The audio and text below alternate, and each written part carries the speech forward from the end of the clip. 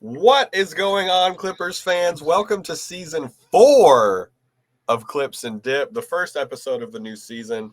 Dedicated listeners will know that our season resets at the NBA draft, an arbitrary date set by all of us as a group decision. I am Chuck Mockler, joined by Adam Oslin and Will Updike. It's our first time hanging out since a lot of Clipper stuff has happened. We're going to talk the free agency, what's left for the Clippers to do, and then some summer league stuff and some dips as well.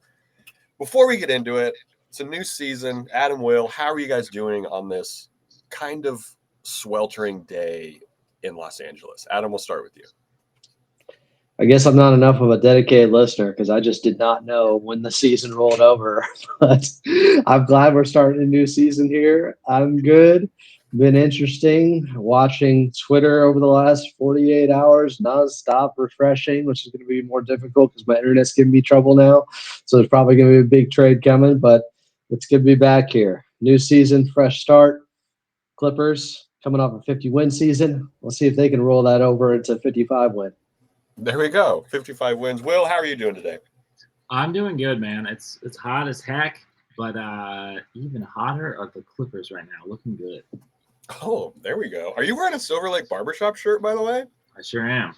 Shout out Silver Lake Barbershop. Shout out Salt. Coming up on due. So I'll be over there. I'll be over there probably next week. We've gotten a lot of letters about your hair lately, so yeah, you should get that cut. A lot of letters. One time I did go a while, and Santi, the proprietor of Silver Lake Barbershop, gave me a hard time about it.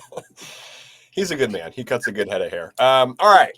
The Clippers, if you've been under a rock, re-signed Harden, re-signed Batum, signed Brook Lopez. Wait, what? When? Who? How much? Adam, how are you feeling? I'm giving this an A grade so far from the Clippers free agency wise, based with everything we've heard coming into free agency and kind of what the front office had projected. I like the moves. I'll give it a B plus because I still think they could have a move on the horizon or bring in a power forward. I'm just leaving a little bit of room, just like $5.3 million worth of room for them to still use, as that's how much they have their mid-level exception remaining. But so far, so good. I think people have underrated the Brook Lopez move to some degree. Somebody earlier today was like, Jonas Valanciunas is better than him. And it's like, dude, Brook Lopez was second in Defensive Player of the Year voting 2 years ago. Has Jonas Valanciunas even made an All-Defensive team in his career? Like they're not the same. Brook Lopez is a heck of a signing by this Clippers team. Yeah, Will, are you hyped on Zoo's vet from the Lakers now being again his vet for the Clippers? Yeah. Well, do they change places? Is Zoo kind of the vet now as like the longest tenured Clipper? I mean, I think That's true. I think that Brook might have to be washing his car or something. I don't know how that works. But I'm with Adam. I would give this a B. I think it would be, I think a lot of what the Clippers were going to be able to do this offseason was pretty predictable. So I think we were headed towards a C, which still, given, returning a 50-win team with a full training camp and coming into a season with a healthy Kawhi isn't the worst place to be. Like it isn't the worst place to be in terms of where you could be at in the West. It does get a little scary looking around at some of the competition, especially I think the way that Denver bolstered up. But I would be hard pressed to not give this a B. I think the Brook Lopez signing is interesting. They've addressed a position of need that we've all kind of ballyhooed about for multiple years, and while retaining Harden, which I know some people sour on him through that playoff performance. That is kind of going to be what it is. I think if you're, we can't look that far ahead. Right now, we just got to focus on a full training camp coming into the season healthy. And I do like that we got a little bit deeper and maintained really that defensive identity. I know that Brook is not quite the defensive player that he was even 2 seasons ago, but still he is an elite rim defender, especially considering, how he can be used more as depth. He's not going to be tasked with a starting type role. For me, it's a B. Yeah, he brings the best defense we've had from a backup center since Hartenstein, let alone everything else he brings that's better than any other backup center we've had since Hartenstein. But the reason And he's a guy I wanted for the Clips. Like I wanted him since what was it? Did he have like a little? Did he have a Nets stint there after the Lakers? And then around that time when he started knocking down threes, it was kind of like, man, why did the Lakers let this guy go, and why are not more people kind of snatching up on this, buying low, so to speak?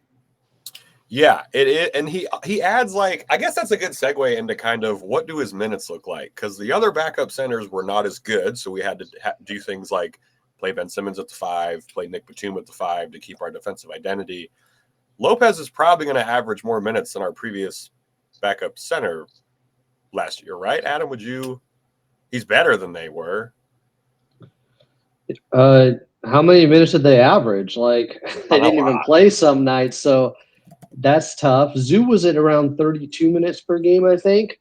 So 16 minutes per 33. night for Brook Lopez, 33, make it 15. I think somewhere between 15 and 20, depending on how he's looking and how Zoo is playing. There were times where we were saying Zoo looks a little bit gassed out there. He looks a little bit tired. And I think this is also a great move. While you want Ivica Zubac, who's 28 in the prime of his career, to be playing heavy minutes and be a big focal point in this team, of course, you also don't want to wear him down over a long season. And there have been multiple times now over the last couple of years where he's come down with that dreaded calf injury and he's had to rest some. Like, I just love this as a backup option, a guy who can feasibly start for you, since that's what he's done his entire career and just started 80 games last year at over 30 minutes per game. So if something unfortunate were to happen where Ivica Zubac missed a little bit of time, you feel much more secure with having Brook Lopez in there. I like what you said about ramping up for the playoffs too, because we do all love Zubac, but we would all agree his biggest knock is the energy levels sometimes. Not the desire, not like the attitude energy levels, quite literally the physical energy. He looks a little tired sometimes. Yeah, I mean, he has been an Ironman and he has been very durable, but we have seen the calf things pop up a couple of times, and then the conditioning thing, sure. I think it's like a really great maneuver because we don't have the wing depth that we once had. We don't have, even when we're playing small, it's going to behoove us to have a traditional size center out there because, we're going to play guard heavy. We're going to play some guard heavy lineups. It's just kind of what's going to happen. And that elite sort of 4 wasn't grabbable for the Clippers. That wasn't a real move, given the assets that we have and the cap space that we have available. So I think instead getting for the position, an elite center, I think, for the position. If you're talking about like that 15, 18, maybe 20 minutes a night, potential fill in as a starter, I think elite at that position. At the 5, I think that bolsters the front court in an interesting way, gives a little bit more optionality. And again, I do see the criticisms of, again, getting older, not moving forward with any sort of athleticism, potentially getting even older if we get the guard that everybody thinks we might end up getting. But I still think that it's a good maneuver, and I think that it does present a lot of optionality and some interesting depth for the Clippers in a way that we weren't going to be able to navigate otherwise. Yeah, he's a real stretch 5. We have now, we can play with the traditional big on the floor, and he can shoot threes. And it actually makes sense for him to shoot threes. So it gives that bench unit a different look, which is really interesting and makes the lives of Bogdan easier, I think, just in terms of spacing and stuff like that. Like, there's going to be some interesting pick and pop. We can play 5 out with what I was getting is that we can play 5 out with a smaller 3-guard lineup and still not be getting completely crushed on the other end. Yes, totally. How excited are we to see Zoo and Lopez share the floor? Because that's got to happen immediately, right, fellas? Get out of here. I'll say this. If you say the over-under is amount of games that they are both on the court together is 1, I would take the over. Yeah, fair. I do think they're going to try it. Houston has 3 bigs. The league seems to be trending back towards bigger front lines. there's a real chance it will be tried out there. Absolutely. And it could make sense for the right matchup. I don't hate it. Like, I'm fine with experimenting with that some. The people that are like, we got to do it, that are so adamant, like, this is the move. This is why they're bringing in Brook Lopez. That's where I'm like, pump the brakes a little bit. Right. Let's But start to it with be the fair, 4. every other big who has been on the roster since Ivica Zubac, there has been some clamoring for the Clippers to play a double big lineup. Remember the Trez and Zoo minutes that we had to watch where they would like two stooges run into each other grabbing a rebound? Like, it's just Zoo has no idea how to play next to another big, because why would he? Like, that's not a shot at Zubac.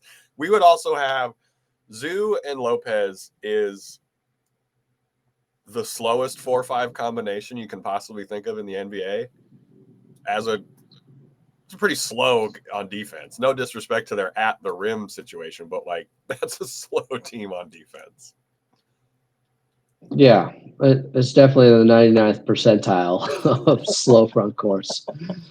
Batum is back on the 2-year, $11.5 million deal with a team option on the second year, which is interesting. So maybe that contract's interesting because maybe that becomes, there's a move to be had where he's an expiring or something. We don't know how things shake out with teams over 2 years, obviously. So I think I like the Batum contract the most. Not that I dislike the other two, but I like the possible flexibility of the Batum one. And God, did we need to re-sign him also? Yeah. I mean, it seems expected, but it was still like a relief. I mean, it's one of those things. Again, that's why I'm saying it's hard to imagine anything other kind of than a C, really, like for this Clippers offseason. So the fact that they've done better than that is great. And obviously, I'm over the moon to have Nick Batum back, but I didn't seriously give a lot of consideration of him going somewhere else. Him and Harden were kind of like, they're coming back. Like, I do want to say, I think some people present the Nico Batum re-signing as a token. He's a good fan-friendly guy, and he's a Clipper lifer. It's like, no. If he wasn't coming back to the Clippers, this isn't some courtesy signing where he'd be out of the league or something like that. A team with championship aspirations would have given him the same money or more to bring him in. I think he could have made more money because he is that valuable. I think he could have made more money to the right team. Shout out Lily Batum. I mean, like, what? Shout out to Batum. You know, what team couldn't use, just a slightly above vet man 4 who can guard up, pass the ball, and like just glue together any sort of like secondary unit, like culture setter. Like, it's because if Batum's the list of teams that would turn down that guy if they had the money is pretty short. And the list of power forwards the Clippers would have on the roster would be even shorter if Nick Batum was not on this team. It would be 1, and that would be Kawhi Leonard because he has to play the 4. Harden deal, also one of the more like obvious. Everyone said probably going to be 2 years, around $80 million. 2 years, $81 million. I have no qualms with it. Everything lines up with this window that the Clippers front office has said was going to line up. So, like, this is it. For better or for worse, these next 2 years, this is the team. Maybe Brook Lopez switches, who knows?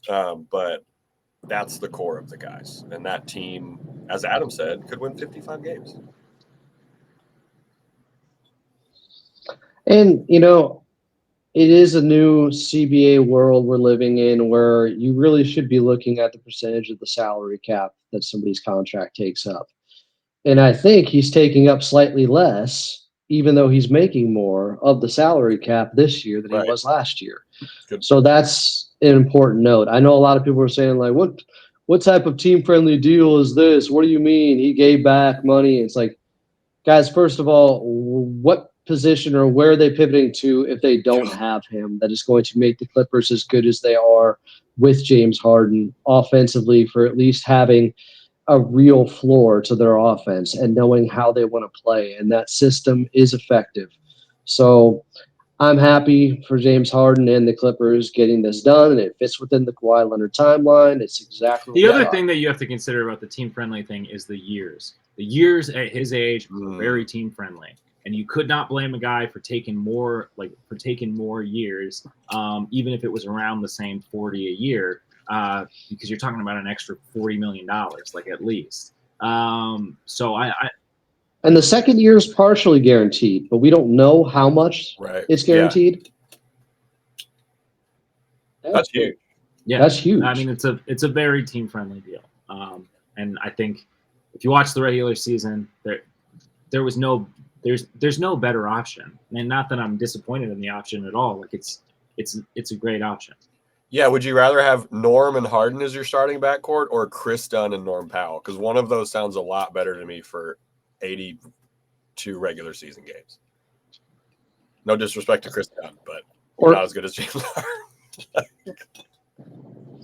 Or if the backup options are Trey Jones or Dennis Schroeder, they're not as good as James Harden. They're not giving you that system the same way. And as much as we were disappointed with Game 7, he only, I think, had 8 points. He wasn't aggressive enough offensively. Some of that was because if you go back and watch, he's being doubled a lot. He's making the right play. He had 13 assists. He easily could have had 20 with all the misses that were happening in that game by some of the guys that he passed to that had open looks. And he went all out in Game 6 and played 47 minutes in an elimination game there and was spectacular. So I just think we should frame it a little bit more fairly. Yes, it was a very disappointing Game 7, and he has not been good enough in his career in elimination games. Also, Game 6 was an elimination game, and he balled out and helped get them to a Game 7. And 4 of the 7 games in that series, he was at least solid to very good. I like that you guys mentioned the years because that is a very team-friendly thing. And there were some centers the Clippers missed out on, right, that some people wanted. We had the number one guys who've been talked about. Capella didn't come to the Clippers, but it was a years thing. Lopez taking the 2 years because I'm sure that younger centers who the Clippers maybe could have afforded on a per-year basis, but not for 3 years, like that doesn't fit. It all just fits now, and I'm sure there's going to be moves. This will not be the same roster to start next season, the 26-27 season. I'm very confident of that. I like Lopez a lot more than a potential Capella signing. Well, I mean, yeah, I do too. Capella, the fans of teams that Clint Capella is not on, I think overrate Clint Capella into how good at actual basketball he is currently. Because he seems like a fix-all for your center problems if you have a center core you don't like. Can't shoot threes. Yeah, Lopez is more dynamic. Even though he's older, there's a real argument to be made that he's the better player. I saw a funny tweet, and then we're going to talk about what's left for the Clippers to do, that made me laugh because the front office has been telling us what they're going to do with this team construction for the last year or so. I saw a funny tweet that said, after the selection of Yannick Conan Niederhauser, who Adam and I did a great breakdown on the live stream after Yannick was picked. If you haven't checked that out, check it out at youtube.com/Clippers podcast. They said, after the selection of Yannick, I see the direction the Clippers are going in is to stay put and run back the team core from last season. Why did it take you until the draft to see that? The front office has been as transparent as a front office can be in terms of telling us what their plans are. Like, sometimes you just have to believe the GM and the owner. They're not tanking. They're running the core back. We have a window. They think we have a window for 2 more years. It shouldn't take the draft. And did they make calls on other guys? Like, did they explore moving some of the other pieces? Of course, of course they're going to do their due diligence. It's a good front office, but I just don't see another path. I just don't see another path without a hard reset, without committing to a hard reset. And we had no indication the entire time that was going to be the direction they were headed in. So I don't know. Yeah, just don't make it harder on yourself. I'm also not even sure if technically they can do a hard reset without having their own picks. Like, yeah, do a little bit of deduction. use some rationale. This was the direction they were always going, and it makes a lot of sense to go this way. Now, if they get into the season and by the trade deadline, they're 10 games under 500, then maybe they pivot at that point. Then all of a sudden, James Harden and Kawhi Leonard's contracts are a year and a half left with an expiring in there. Like then it makes sense to continue to try to be competitive and be a little bit better in every area. So now you're a top 4 team and you have home court in that game 7 next time. Ooh, that would be nice. And there are some concerns with Yannick, which we'll talk about in the third segment, but that's not for now. That's for later. Any final thoughts on what the Clippers have done before we get into what's left for them to do? Big fan. Right. Bill's a big fan. Adam, anything? I tweeted this out a little bit earlier, but it's interesting to see the level of patience, and we'll see how long they hold on to the $5.3 million left on the mid-level exception, because they gave Brook Lopez $9 million per year over 2 years. But to me, it's kind of a little bit of a microcosm of the overall plan. They're trying to have a little bit of flexibility. They're being patient and opportunistic to see what can come about during this summer. Just like overall, they're kind of holding back a little bit from spending too much that could ruin a timeline in the future or hurt themselves in the future. They're kind of the same thing. Just it's a micro machine edition of it that they're doing right now with holding on to that 5.3 million. But maybe by the time we're done with this podcast, hey, they use it on CP3 or somebody, or Al Horford comes to the Clippers out of nowhere. But I like what they're doing right now, because who knows what happens with Bradley Beal. It sounds like he could be bought out. There could be more unforeseen options coming up, and you want to have some dry powder. Was Micro Machines the ad with the guy who talked really fast? Also in Transformers, the movie 1986, my favorite ever, he played the character called Blur. There we go. Makes total sense. You learn something new on Clips and Dip every single time you listen. Is it about the Clippers? Maybe. Is it about niche things that we like? 85% yes. Coming up, we're talking what's left for the Clippers to do. Then after that, we're talking dips and the Summer League roster. There are ads coming up if you're listening on audio. If you're watching us at youtube.com, there are no ads. Well, there are, but they're not these audio ones. So there's a small audio break, and then what's left coming up in 3, 2, 1. All right, welcome back into Clips and Dip. We're talking about the cap. We're talking about what potential moves are left for the Clippers after what has been the majority of their offseason moves, and talking about Amir Coffey. Could he come back? But let's talk about this cap situation right now. The Clippers were able to open up the full non-taxpayer mid-level exemption, and they currently have about a hair over $5 million left, which really ain't too shabby. I'm happy they have the 5.3. I like what Adam said about it being flexible. In getting Brook Lopez made me wonder, is re-signing Amir more of a priority now to up the low amount of athleticism the Clippers have at the possible wing position? Because right now, Derrick Jones Jr. is in line for the most transition buckets he's ever had in his life, because no one else will be able to run with him. But I if might that's be more the case on re-signing Amir now. I'm, of course, fine with that. I like Amir. It sounded like he wasn't long for being a Clipper, and hence that's one of the reasons they didn't play him in that playoff series against the Denver Nuggets. Right. So if they bring him back, I'd be a little bit disappointed. I thought he was being bubble wrapped because he's going to be a free agent. He wants to get paid this summer, and that's why he wasn't used in that series. Maybe that's not true, and it was just matchup dependent, and he was coming off an injury and played 1 minute against the Golden State Warriors in Game 82. But if he comes back, he's like the 9th or 10th guy. And even though he's one of their better athletes, how many minutes is he getting per night? I think you need to find somebody that's going to have more usage and then also bring that athleticism. That is a fair point. He did just post on IG a neon sign that says your time is coming. So maybe, as Adam said, as soon as we get done recording this, there will be some news. I like that point that you said about his usage. Because if the athleticism is just on the bench, it's not really athleticism. It's just athletics sitting down, I guess. Will, where are you at on it? Yeah, I didn't interpret that his low usage in the playoffs is a bubble wrap thing. I mean, he had kind of been working his way Low usage. out of the rotation, since coming back from that injury, which happened at sort of an unfortunate time for him. And he didn't look, he didn't look as good. He certainly there was a drop off there defensively.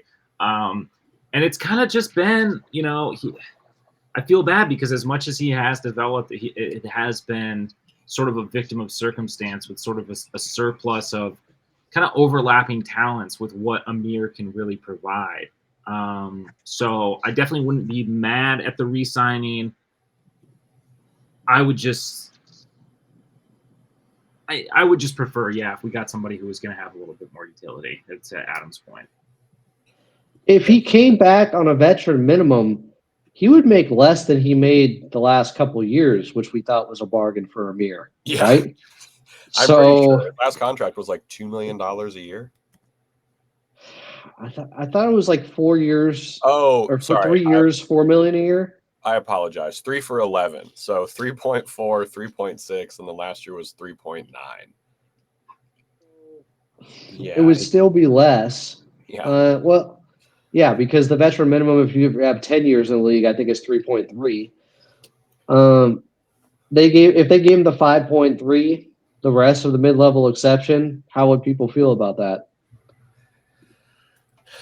I guess we also still need a backup point guard too, right? Do we? Do we trust Bogey in the regular season and Norm and combination of Chris Dunn to set that stuff up? I hope that that's enough. I hope that that's enough, or it's time to jettison a guard. That's fair. I mean, I like that logic. I mean, we did say, yes, they need to upgrade the guard position. Law Murray has talked about it a lot. They were looking at that in the draft. They got Kobe Sanders. But they did get by last year. And granted, a lot of that was because James Harden played so many minutes. If we want a chance to ramp that down, though, I think they do need to have somebody that has more seasoning at that position. Where are you guys at on Chris Paul coming? Because apparently the Chris Paul thing is kind of weird. He wants to start, which I don't think any of us can blame him, right? That's what he's been doing. He's very good at playing point guard. It's between between us and the Suns. What do you think the Clippers' shot is here? Because I do not think he's starting if he comes here. You can't put Harden at the 2 with how the team has been constructed, I don't think. You go back to the Houston days, just 7 years later. I wouldn't totally put it out of the realm of possibility. I would say it's unlikely. Sure. But it's really about what does he want more, being in LA or starting and being close to LA and Phoenix, another place he's comfortable at.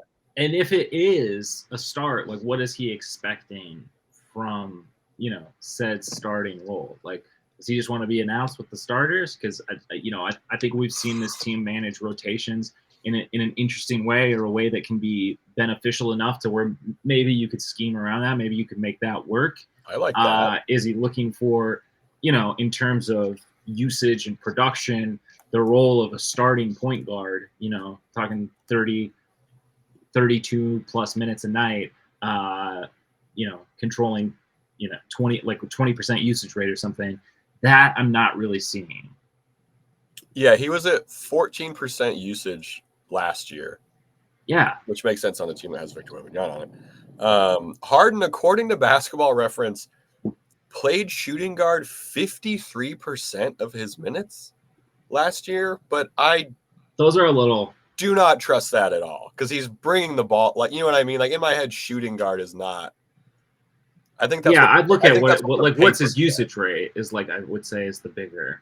Right. I think that's what the positioning on NBA.com said or whatever, that he was the shooting guard, but he was initiating the whole offense. Maybe it's like a Gortat start, a more respectful version of the Gortat start for the people who remember the Polish Hammers tenure here. Yeah, I could see him being the first sub out. He could, he would get significant time being the guard when James Harden is on the bench. But yeah, as far as like a 20% plus usage rate with like starter level minutes, I don't see that, man. I gotta be honest, I don't see that on a contender really anywhere at this point of his career. And what does the defense look like in the Clips system too? That's the problem. Right. How do you have that starting backcourt of he and James Harden? I know Yeah. some people, and then is Norm your 3, or now he's back to coming off the bench? He's if got to he's come still off the here. bench at that Like, point. so you have DJ in there, And or Kawhi. Chris Dunn, and then Kawhi and Zubas. I just don't love that as your starting backcourt. It's a lot. There was a real issue with him in the Golden State Warriors when he came there. Would he be starting or not? I don't know if they want to go through that either. Yeah, because it's going to ruffle someone's feathers. And you know what I mean? Like, he's a guy he's been a good teammate, obviously. He's not like someone who's going to blow up or something like that, I don't think. If he were, but I guess does him going to the Suns also depend on what happens with Beal? Because that seems messy as hell right now. I'm so happy the Suns are in a free fall. I love it. Yeah, who would you rather have in the backcourt there? Good question. Chris Paul and Beal, or Chris Paul and James Harden? Jesus Christ. God. Chris Paul and James Harden, because yeah. Untenable of Phoenix. I think that's over. One way or another, they're either just going to send him home or they're going to buy him out. And those are the reports that are out there. I don't think he's coming back. And how much? So, like, the wave, and so Keith Smith, thank you to Keith Smith for this and for the idea to have the bubble at Disney World. Keith Smith said waving and stretching is the issue with Beal. You can't carry more than 15% of the cap in stretched money. Which makes sense. Teams would course. shoot themselves their absolute foot off otherwise. Milwaukee. Beal's full amount plus the stretched money Phoenix already has on the books is too much. In order to be able to stretch Beal, they would need him to give a chunk of his salary in a buyout. And that chunk is like $20 million, which is not unprecedented. Blake gave back 20. Someone, I can't remember who else, but they gave back like 19. I don't know. But is he going to be trying? How much of that is he going to be trying to make up the difference in with his new team? For instance, if the Clippers are interested, according to Young Masuk, they're monitoring the situation. It's like, well, DeAndre Ayton, he took $10 million less off of the $35 million he was going to make this year with the Portland Trail Blazers. And the Lakers kind of made up for it, giving him like 8.5, so he only lost $1.5 million.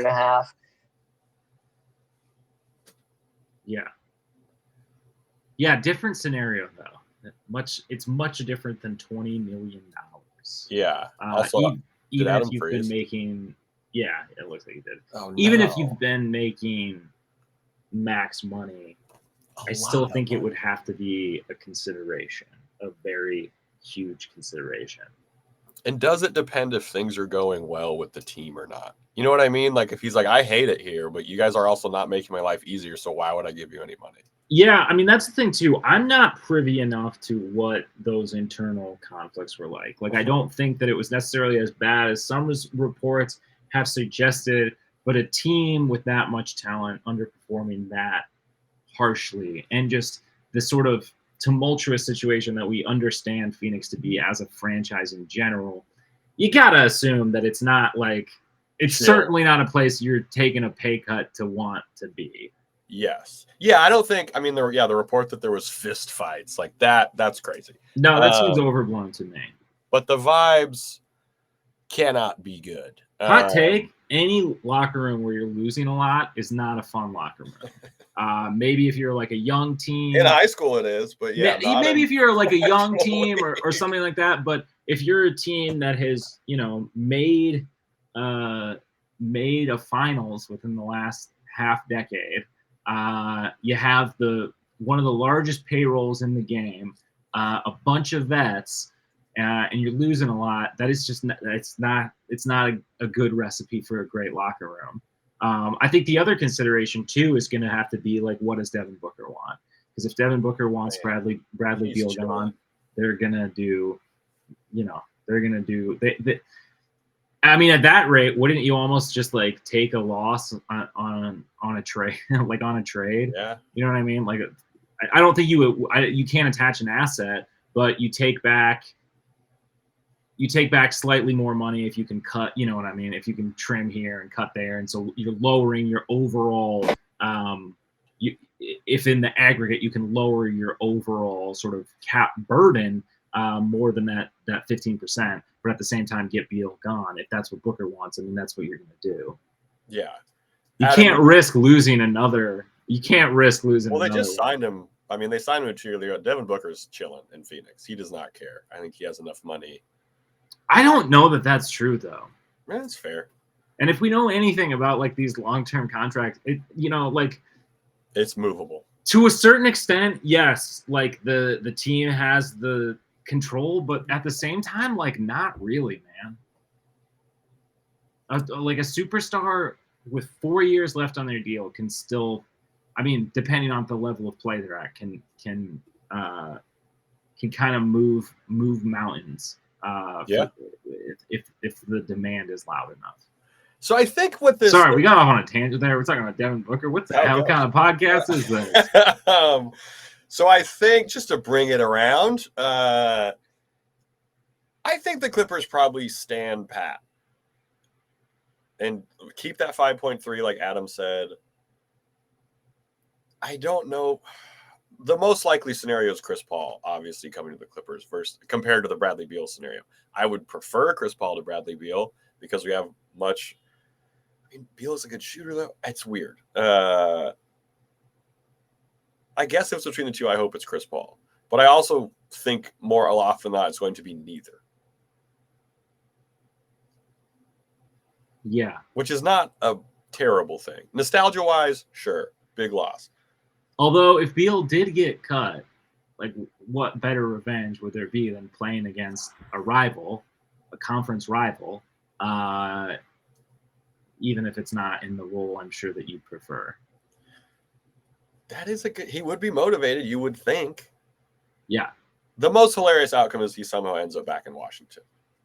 Yeah, of course. That would be great. That's just a good time. Okay, anything else before we move on to the next segment that also hopefully includes Adam Osland in it?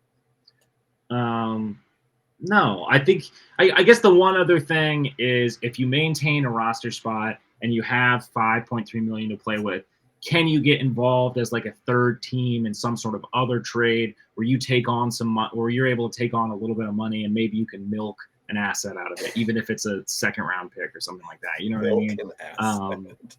Well, like teams need facilitators and they need people who are, who are under the apron to be able to do some things. And yes, $5.3 million is not a lot. I'm not saying that, it's going to be a world changer or anything, but you do have some optionality there if you do miss out on two actual players who could, if they were willing to play for that amount, who could contribute. I could see either one of them obviously contributing to this team in some way, just not in a starter capacity.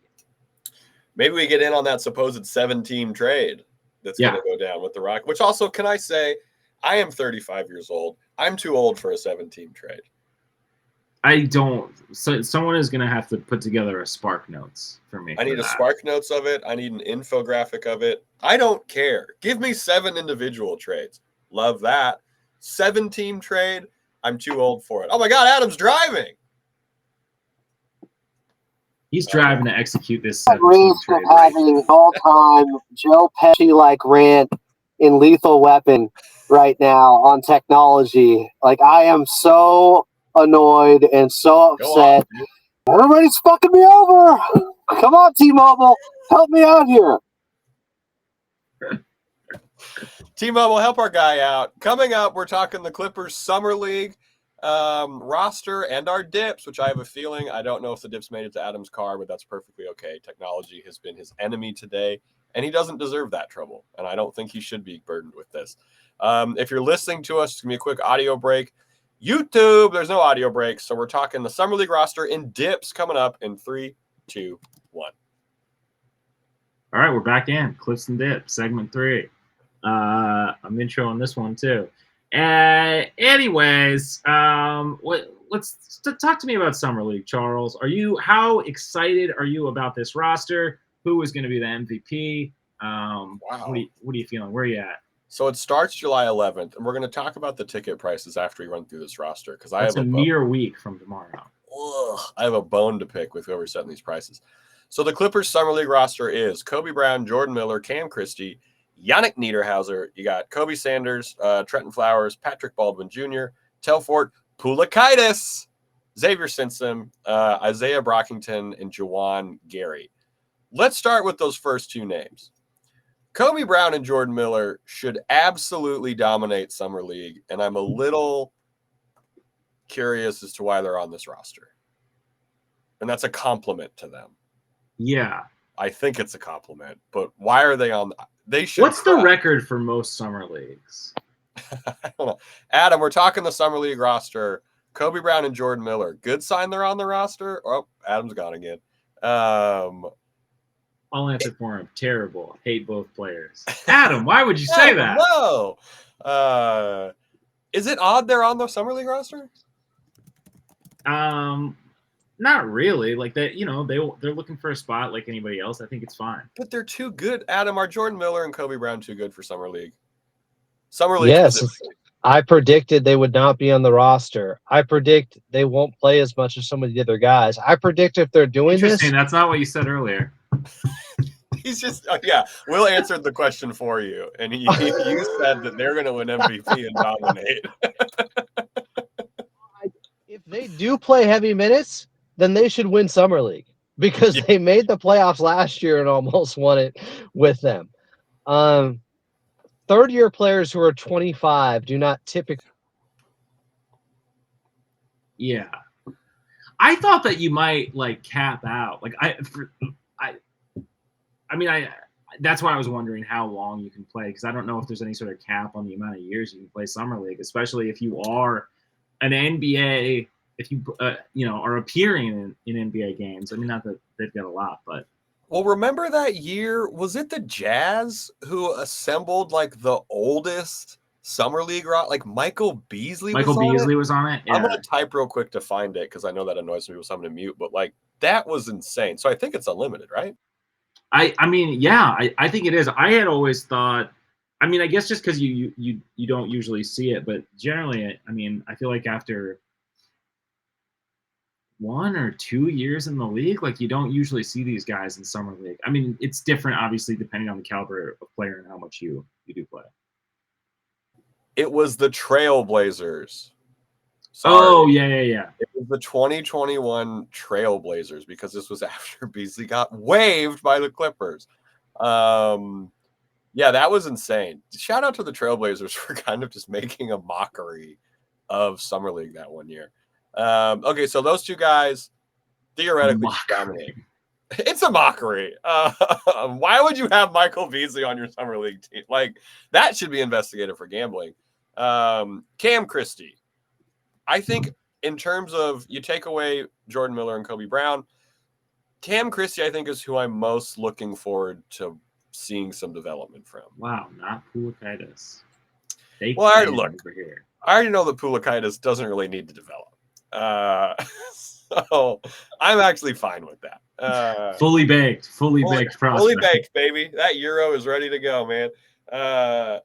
No, but Cam Christie, the shooting is there. We know that he was good in the G League. I say this all the time, but I don't care about G League stats, and I don't mean that in a disrespectful way. They just have no translation to NBA basketball.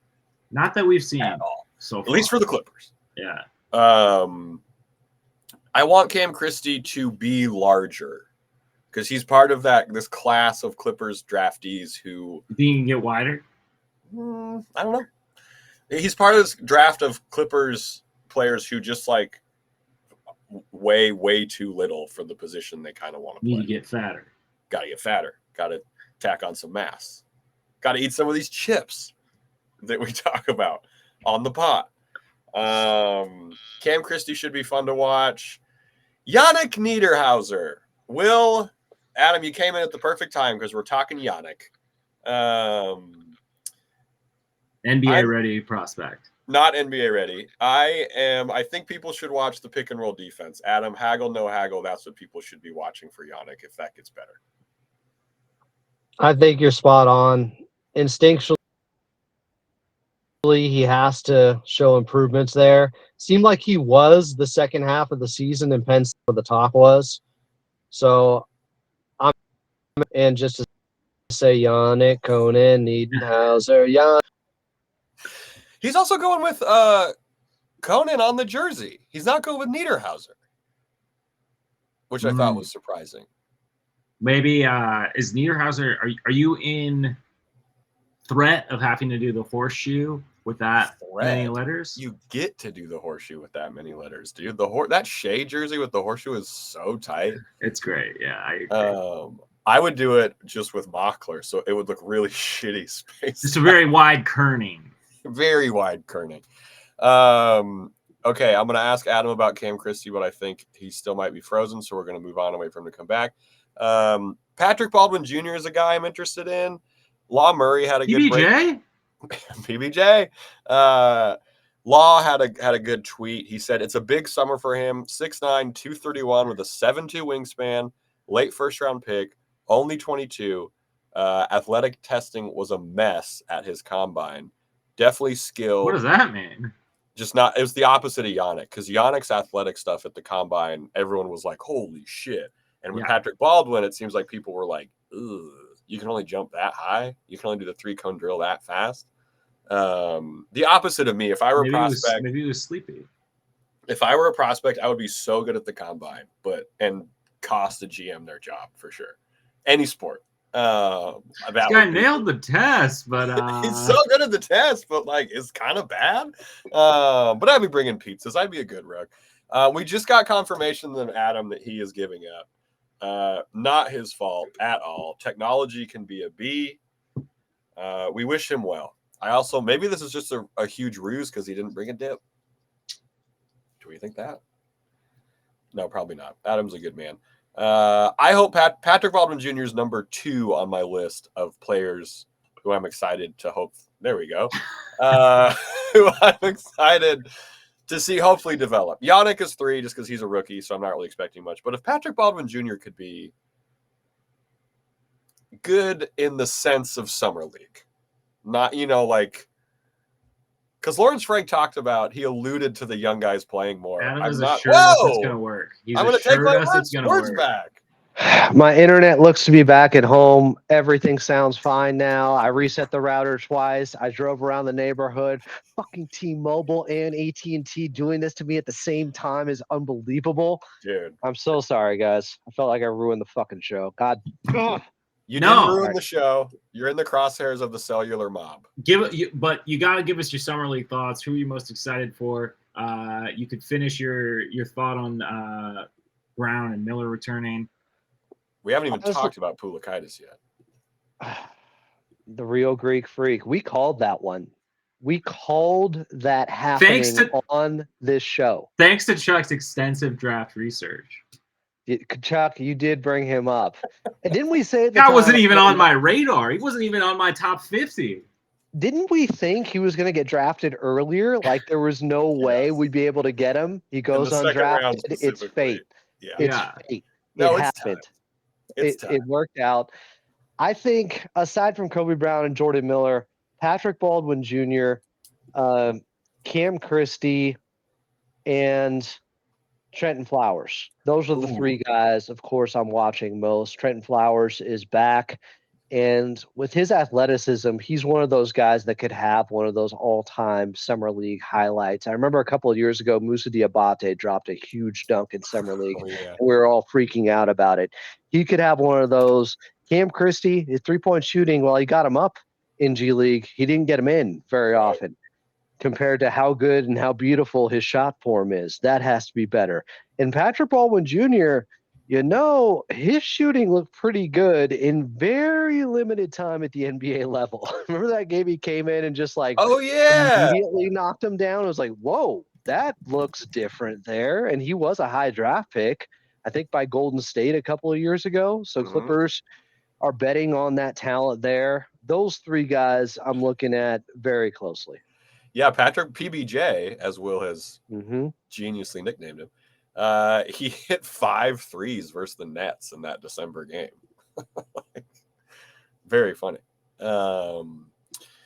Yeah, and then so I put Yannick as like my third most excited.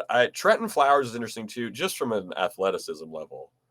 Another thing the Clippers need badly. So if he could show some development, because Adam, while you were fighting the good fight against the cellular and internet companies, what do you make? How much do you believe Lawrence Frank's kind of comments about wanting the young guys to be in the rotation a little bit more? Because I like the sentiment, but I do not see a path unless we see someone average 50 in the summer league. I think the formula of having them up in the bigs more so they can practice with the team so that in case of emergency, Coach Lou can look down at his bench during a game and go, you know what, why don't we give him a shot? Somebody else is in foul trouble. Hit the Yannick button. There's no real downside to that. I just don't know how often it's going to happen. They already don't practice very much. How many times are they going to be going through something that's not a walkthrough or just a film session during the regular season? There just aren't that many practices. But I guess take advantage of whatever ones there are just in case somebody shines and give them an opportunity to battle for a roster spot or for minutes out there against a veteran. I don't mind the idea of it. I just don't know if it's going to make a significant difference to what we've been seeing. And again, I always ask this question: who are all these guys? You want to talk about Musa? You want to talk about Brandon Boston going somewhere else and getting minutes? Cool. Who are all the guys getting those minutes and contributing to winning that left the Clippers? Like, tell me who those guys are. Like, that has not happened.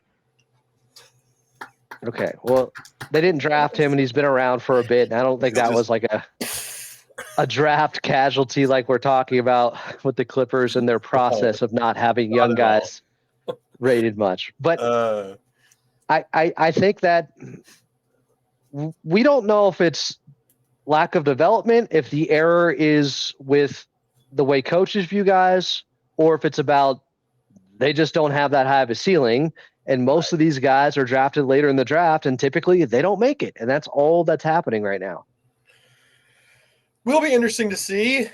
I had a question before we get into the dips, because I recently learned that a cost of a summer league ticket is $72, which blows my mind a little bit. Will, would But that's you like for the entire day, right? That's for a game. I thought like when you go to summer league, you get in the building and like you get to watch every game that goes on.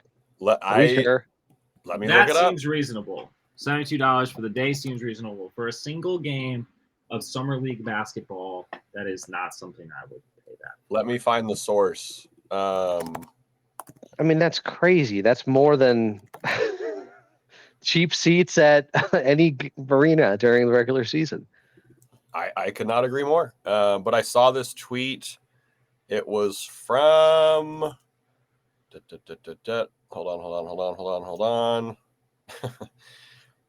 Yeah, Diamond Rangula. Summer League tickets are now $72 per ticket with fees.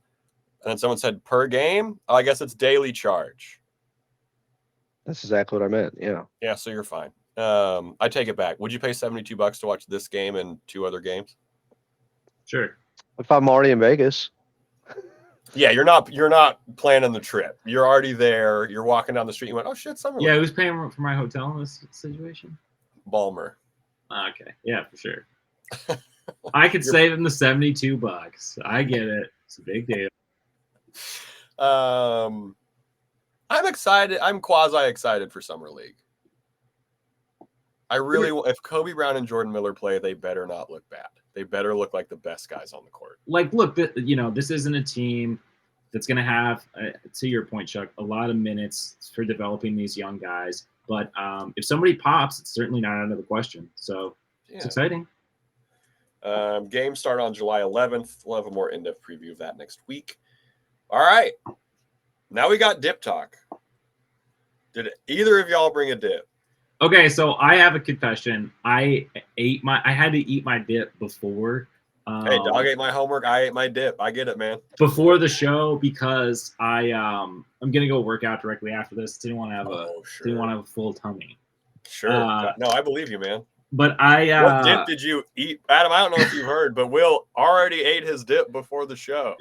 I'm gonna go to the gym right after this. I don't want to be too you. full. I believe you. I think it was fun dip. Yeah. What dip did you make, Will, that you ate before? Kid crack. I actually, this is again stretching the realm of dip, as I want to do in this segment. Yeah. I made a delightful little tuna salad with That's a tuna salad with some not if you're using little cabbage leaves as chips to scoop it up as though it's a dip. Also, people eat tuna salad on crackers and stuff all the time. I feel like that's really at that point. I would say that like a cracker is my preferred way to eat a tuna salad. So dip. If I make a pastrami sandwich and I cut a piece off of it and I put that on a buttery round and I eat it, is that a dip? Perhaps. Okay. Well, how about if you wanted us to start a Patreon, we're gonna start a Patreon, but all you get is episodes where we argue about what the fuck a dip is. It will not be basketball related. But this was a clutch. Can I just give a little rundown of what I had cooking on this? Yeah, go for it. So the key is you can't go for the chunk tuna. You got to go for you got to go for the good stuff, not like the pre-shredded apart. So you get the big pieces in there. You're going down to Long Beach and buying it off the dock? No, you can buy this. It's just pole line caught tuna instead of like the chunk light Star Kissed tuna. Got it. Okay. It costs more per can. To me, it's worth it. Getting killed on price per ounce is what it sounds like. Oh yeah. I mean, it's more than 50% more expensive than the chunk stuff. But it's worth it. Let me tell you, the flavor is better. The texture out of this world. I'm mixing that up with a little bit of Kewpie mayo. For me, it has to be Kewpie. You can use whatever your mayo preference is. I'm going capers. I like a couple of tablespoons in there. I've tried chopping them up. I like them better whole. I go chopped herbs in there. I want some dill. I want some classic flat leaf parsley. I did some lemon juice, probably a tablespoon and a half of lemon juice in there, and I also like some chopped pickles. I just think it adds to the texture. The thing with a tuna salad, right? Yeah. Man, I wish we could have seen it. It sounds great. The thing, if you don't believe me, I will remake this. I believe you. Mental tuna was amazing, dude. I will remake this. But the thing with the tuna salad is I feel like a lot of people, you mentioned tuna salad, they kind of turn their nose up. But the thing is you can really create a symphony of textures going on in there. And then you got something good. You're playing with something good. Also, it's very hot in my apartment. I'm very sweaty. I did not want to sit here with a tuna salad for fucking an hour sweating in the hot sun. And I got to go work out. Eating a hot tuna salad minutes before you go work out is even worse than a cold one. Babe Ruth used to do it. He was the first power hitter. Worked out for him. Can I go next since we're stretching the limits of what's a dip? Yeah, I also want to love it. So Will brought tuna salad. Will made a tuna salad. I used a lettuce, like a lettuce wrap as a chip. These staples on a chip, and now it's a dip. It does sound delicious. Tuna salad isn't a salad. That's just what you call it. You know say, Adam. I phoned it in on mine, so yours is better than mine. Adam, what did you go with? We're all just terrible about this. I went actual dip though. I thought this was going to be the only upside to me not being able to finish the show due to technological issues, not to show off my weak ass dip. So I was thinking, like, what is a dip? Like, what makes up a dip? We've talked about consistency before. Is hot sauce a dip? Like, how much consistency do you need? Like, how thick does it need to be called a dip? And I would say, if you look at this, would you say this is a dip? What is that? Would you say it's a dip? Is that just cottage cheese? It's Chobani's white substance on your yogurt. Finger. It's Greek yogurt. That's a dip to me. Yeah. Okay. Yes, well, you can't argue after your mental dip. So you're just eating Greek yogurt with your finger? This is your finger? I don't know. If I use a spoon, is it still a dip? I don't know. That's a good question. See, this is where the Patreon comes in because we could literally talk about this. You don't even have a chip you could put in there? To dip or not to Piece of dip? That is lettuce? the question. We're the gross crew, is what it feels like right now. We're eating hot tuna salad. We got dips with no vessel. This is worse than when we just never even had dips on the show. What we're doing today. People get to really see, because we talk about the Clippers, we're very buttoned up. It's very professional. Yeah. And then they get a glimpse into our real lives, which is when we have a week to buy a dip, and we're like, Will doesn't, I went All right, whatever. I went right down the middle. I went Randy Newman. I went bad townhome architecture. I just fastball, 98-mile-an-hour fastball. I went Dean's French onion. I was at the grocery store today.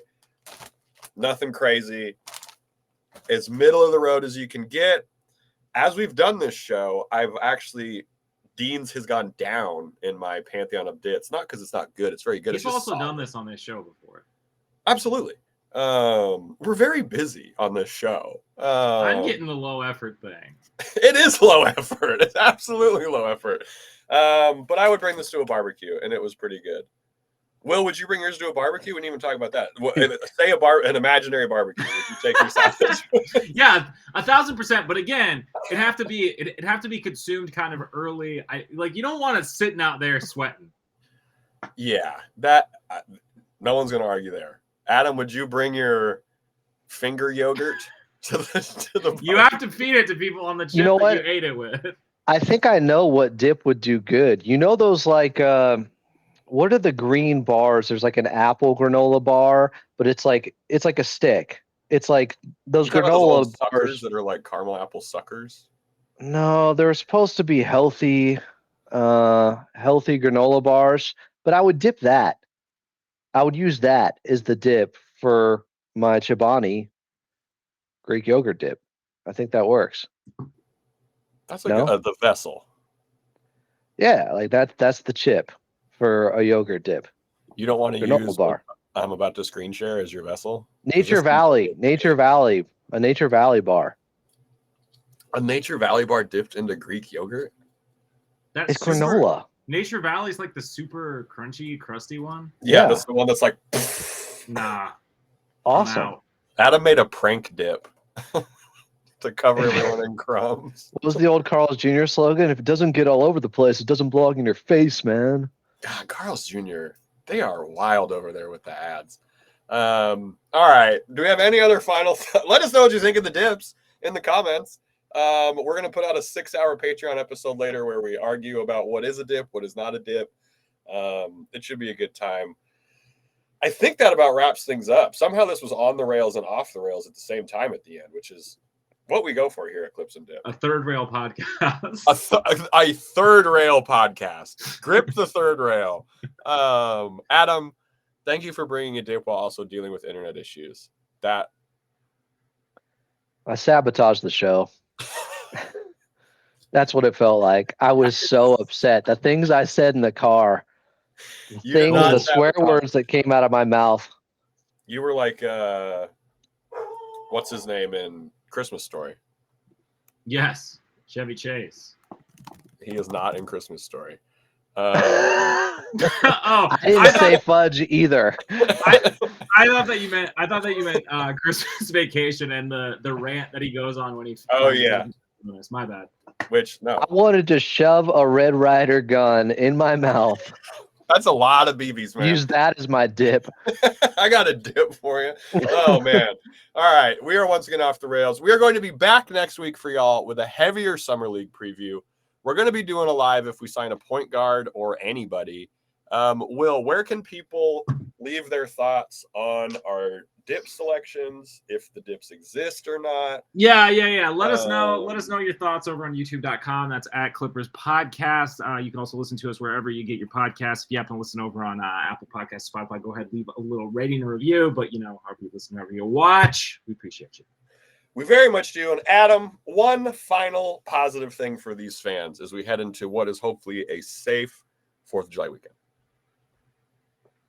We got basketball in about a week and a half, guys. We got Clippers basketball in about a week and a half. And for everybody obsessed with the young guys, well, you're going to see them. for a little bit. Not up with the Clippers, but in the summer league. You're gonna get a first glimpse, and hopefully Yannick Conan Edenhauser. Hopefully he can play because he has had that ankle injury. Oh yeah, I'm a little bit concerned about that, but he's hurt and old. Yes. they still got 5.3 million left. That means we got time to dream about who they can use it on too.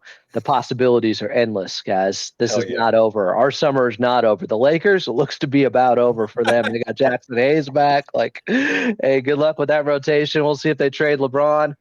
We can dream. We can dream like the thoughts Will had about his dip. We can think about anything. Imaginary Clippers rosters, imaginary dips. It's all the same, man.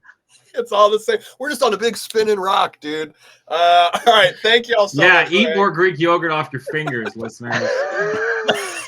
Thank y'all so much for hanging out. I assure you, this is even usually the vibe during the regular season. It's a fun podcast. If you'd like to watch us, find us at youtube.com/@Clippers Podcast. Hit the subscribe because if you believe it or not, the lives are even more unhinged than the episodes that have a real breakdown.